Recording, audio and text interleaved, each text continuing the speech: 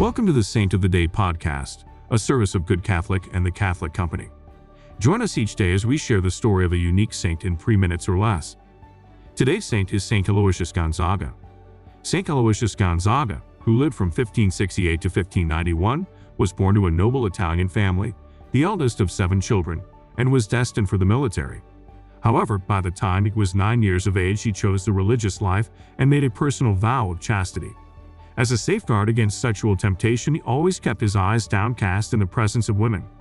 Although many tried to dissuade him from his chosen vocation, he was eventually allowed to renounce his inheritance and enter the seminary in order to become a Jesuit priest.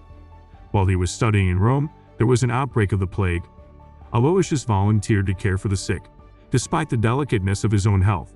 As a result, he contracted the disease and died at the age of 23, before completing his priestly studies. St. Aloysius was connected with 2 great figures of the Counter-Reformation.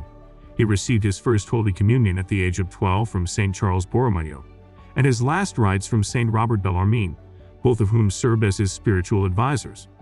On the night of his death, St. Mary Magdalene de Pazzi had a vision of him being received into great glory. St. Aloysius Gonzaga is the patron saint of youth and bodily purity. His feast day is June 21st. I invite you to pray for all young people struggling with chastity. May they turn to St. Aloysius when they are tempted. St. Aloysius Gonzaga, pray for us. Thank you for tuning in. This is a Good Catholic podcast. If you like what you heard, check us out at goodcatholic.com and make sure to subscribe to our YouTube channel.